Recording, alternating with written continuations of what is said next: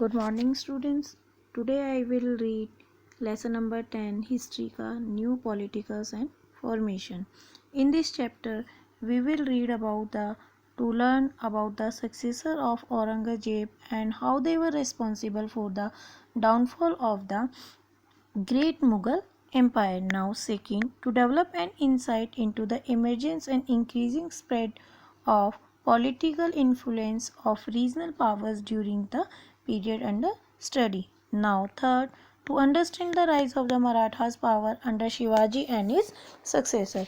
देखिए बच्चों, the 18th century is characterized as a period of political and economic changes. जो 18th century थी it was a period which is characterised for a political and economic changes and transformation in India and the world. Right, transformation यानी कि कुछ changes in India and across the whole world. In many parts of the world old monarchies were breaking down, यानी कि जो old मोनार्चीज थे वो तोड़ दिए गए थे. Paving the way for the emergence of a new political order, और सही रास्ता, नए रास्ता ढूंढने की कोशिश की गई for the new political order. While the Ottoman and the Persian empire were struggling to survive, जो साम्राज्य थे, जो तुर्क लोग थे, they were struggling to survive. The old aristocratic यानी कि भव्य, एरिस्टोक्रेटिक का मतलब है भव्य, order in Europe was dealt a blow by the French revolution of 1789. यानी कि the old aristocratic order in Europe was dealt का मतलब होता है निपटा.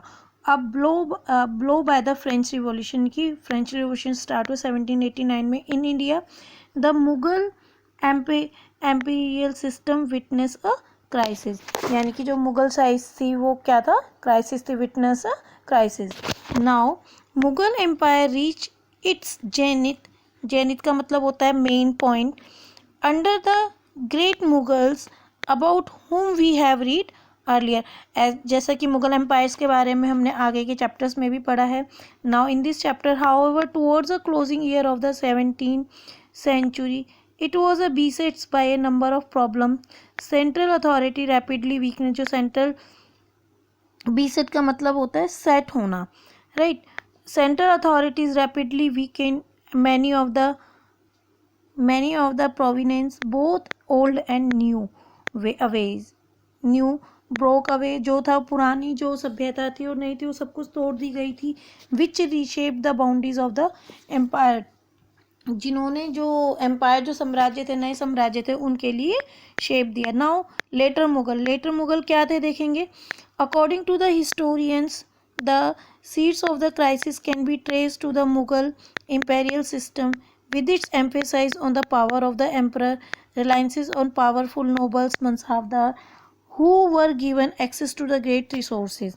See, according to the historians, जो historians say the seed of the crisis can be traced to the Mughal imperial system. जो Mughal empire था उसके सिस्टम के अकॉर्डिंग ट्रेस किया गया था. With its emphasise of the power of the emperor, reliance on the powerful noble, और जो मनसाबदार थे, हु वर गिविंग, यानी कि जो मनसाबदार नोबल्स थे, they were giving access to the great resources, exploitative land revenue, extractions, lack of the clear policy of succession, यानी कि जो नोबल और मनसाबदार होते थे वो एक्सप्लॉयटेशंस करते थे जो गरीब लोग होते थे. Like fully secure the north west frontier. Right, now actually all of these had been major strengthening of the Mughal state in its clear identity. जो ये मनसाबदार और नोबल्स थे, they were the strengthening of the Mughal empire. But after the Aurangzeb's death in the, जब औरंगजेब की मृत्यु हुई 1707 में, his successor known as the later Mughal were unable to hold the empire together, यानी कि उसके मरने के बाद जो उसके मुगल एम्पायर थे उन्होंने जो साम्राज्य था उसको होल्ड नहीं कर पाए एक साथ. His son Bahadur Shah Zafar and Muhammad Ajam and Khan Baksh were engaged in a war of succession.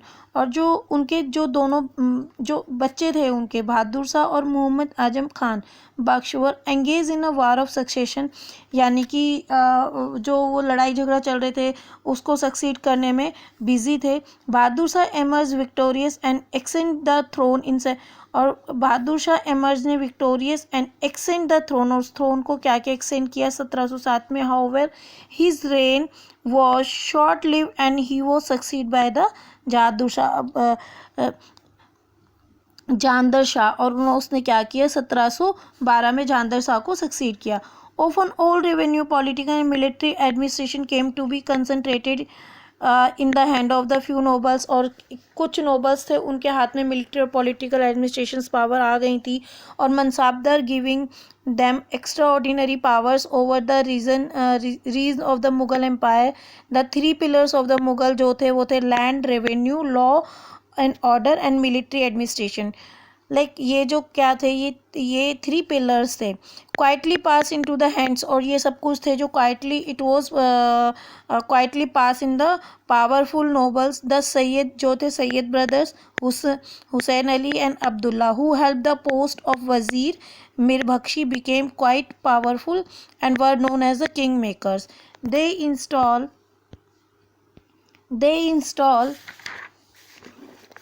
Farrukhsiyar 1739 as the Mughal emperor. However, the latter was murdered when he tried to assert his independence, यानी कि उसका murder कर दिया गया था when he tried to assert his independence. After the Farrukhsiyar death, Muhammad Shah, the nephew of the Bahadur Shah, यानी कि फरूख शाह की डेथ के बाद, after the Farrukhsiyar death, Muhammad Shah, the nephew of the Bahadur Shah I, succeed in getting rid of the Sayyid brothers, यानी कि he was succeed in the getting the rid of the Sayyid brother. However, the Muhammad Shah proved to be an ineffective ruler.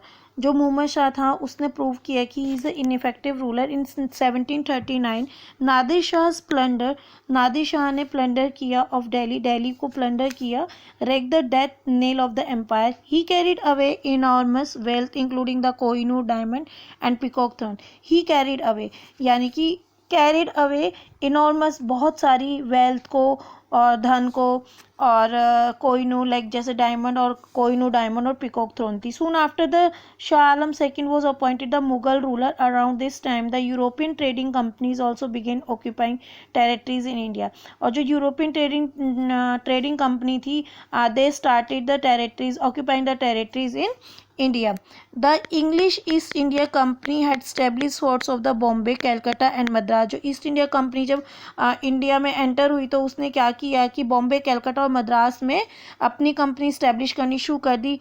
In order to curb the growing power of the English, Shah Alam II formed an alliances with the Mir Qasim, the Nawab of Bengal, यानी कि मीर आसिम जो Nawab of the Bengal, and the सुजदा Udullah, the Nawab of the Awadh, Suzdullah, the Nawab of the Awadh. They fought the battle of the Buxar against the English, यानी कि उन दोनों ने क्या किया, बक्सर का युद्ध स्टार्ट किया 22 अक्टूबर 1764 को। However, the battle resulted in the defeat of the Mughal alliances, और इन दोनों ने जो लड़ाई झगड़ा ये शुरू किया था, बक्सर का बैटल जो शुरू किया था, रिजल्टेड इन द डिफीट यानी वो हारे Mughal alliances and the surrender of the diwani और the right of the revenue collections of the Bihar, Bengal and Odisha to the English. Therefore the battle secured a stronger foothold for the English in the country, यानी कि ये क्या था, जो they secure the battle secure a stronger foothold for the English in the country, while delivering a blow to the prestige of the Mughal Empire. Bahadur Shah Zafar, the last Mughal ruler, supported the rebels of the participate in the revolt, और जो इनके last ruler थे वो बहादुर शाह जफर थे जिन्होंने revolt of 1857 में participate किया था। After the failure of the revolt he was exiled to the Rangoon, exile का मतलब वनवास के लिए चले गए, now Yangon the present day capital of the Myanmar, where he died, और जहाँ पे वो चले गए थे, और he was died in 1862। His son were killed by the British, thus bringing an inglorious end of the legendary Mughal empire. Now reason of the decline of the Mughal empire. अब देखिए मुगल एम्पायर क्यों डिक्लाइन किया गया, क्योंकि जो औरंगजेब थे he was remember the last great Mughal emperor in the medieval Indian history. जो औरंगजेब थे वो लास्ट मुगल एम्पर थे मेडिवल इंडियन हिस्ट्री में. He was a strict ruler and expanded the empire and he was also a strict ruler, right. He was also one of the wealthiest Mughal emperor and he was also known as a बहुत धनवान जिसे बोलते हैं, health और wealth बोलते हैं ना.